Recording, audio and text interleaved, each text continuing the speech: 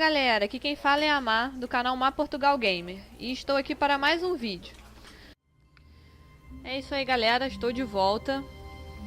Então dessa vez eu vou seguir o mesmo caminho do vídeo passado, só que eu vou atender o telefone, porque eu fiquei curiosa para saber quem é ela. Vamos ver o que a gente consegue descobrir. When Stanley came to a set of two open, this was not the correct way to the meeting room, and Stanley knew it perfectly well. Perhaps he wanted to stop by the employee lounge first, just to admire it. The lounge was sublime, a work of art. But eager to get back to business, Stanley took the first open door on his left. Então eu quero atender o telefone para frente. Stanley was so bad at following directions, it's incredible he wasn't fired years ago. Look, Stanley, I think perhaps we've gotten off on the wrong foot here. I'm not your enemy, really, I'm not. I realize that investing your trust in someone else can be difficult, but the fact is that the story has been about nothing but you all this time. There's someone you've been neglecting, Stanley. Someone you've forgotten about. Please. Stop trying to make every decision by yourself. Now, I'm not asking for me, I'm asking for her. This is it, Stanley. Your chance to redeem yourself. To put your work aside. To let her back into your life. She's been waiting. Chegada a hora. That's her, Stanley. You need to be the one to... Atendemos o telefone. E agora? 427. Stanley, is that you? Hold on, sweetie. Sorry to keep you waiting. I'm just pulling the bread out of the oven. All right. Okay, there we go.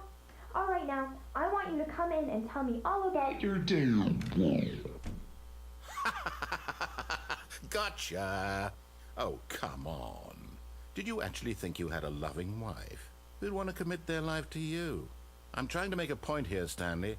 I'm trying to get you to see something. Come inside. Let me show you what's really going on here.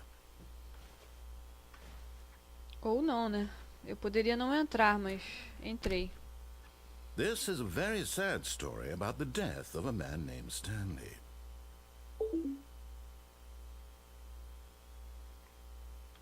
Stanley is quite a boring fellow. He has a job that demands nothing of him. And every button that he pushes is a reminder of the inconsequential nature of his existence. Look at him there, pushing buttons, doing exactly what he's told to do. Now he's pushing a button. Now he's eating lunch. Now he's going home. Now he's coming back to work. Eita. One might even feel sorry for him, except that he's chosen this life. Será? E se eu não apertar o M agora, galera? Vou apertar outra letra, vou apertar o W. O E. R, T. Ele não me deixa prosseguir, parece. Eu acho que não tem muito jeito, não. É isso, vamos apertar o M. But in his mind he can go on fantastic adventures.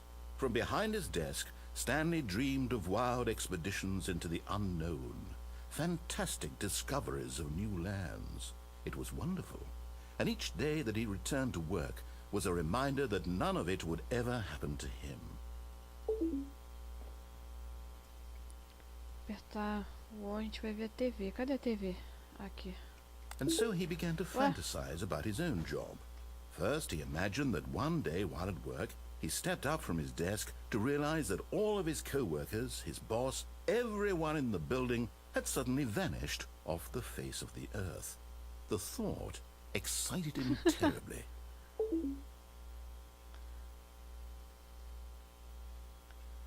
Wait. So he went further.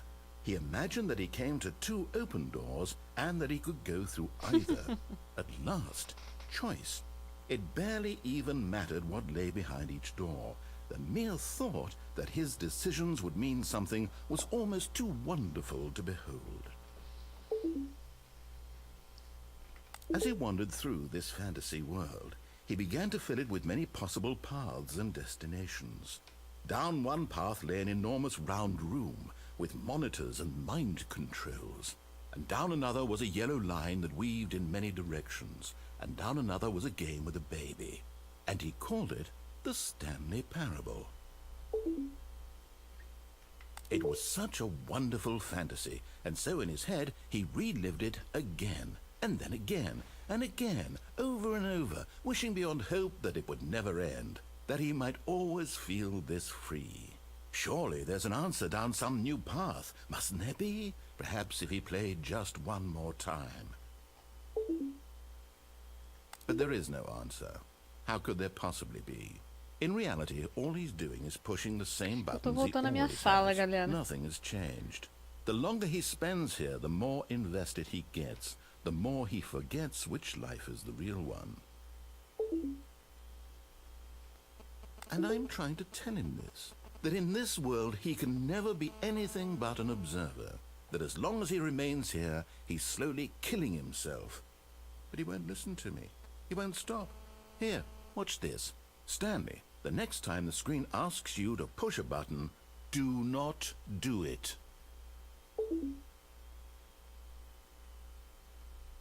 You see? Can he just not hear me? How can I tell him in a way that he'll understand that every second he remains here, he's electing to kill himself? How can I get him to see what I see? How can I make him look at himself? I suppose I can't, not in the way I want him to. But I don't make the rules. I simply play to my intended purpose, the same as Stanley. We're not so different, I suppose. I'll try once more to convey all this to him. I'm compelled to. I must. Perhaps, well, maybe this time he'll see. Maybe this time. And I tried again, and Stanley pushed a button. And I tried again, and Stanley pushed a button. And I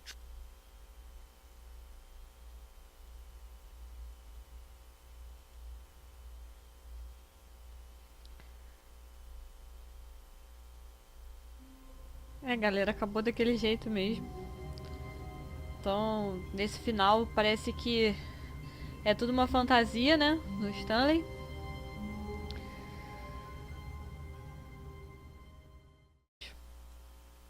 Espero que tenham gostado. Se gostaram, por favor, cliquem no gostei. Logo abaixo aí no vídeo. Se inscrevam no meu canal e acompanhem os outros finais. Obrigada por assistirem. Até o próximo vídeo. Beijinhos. Fui!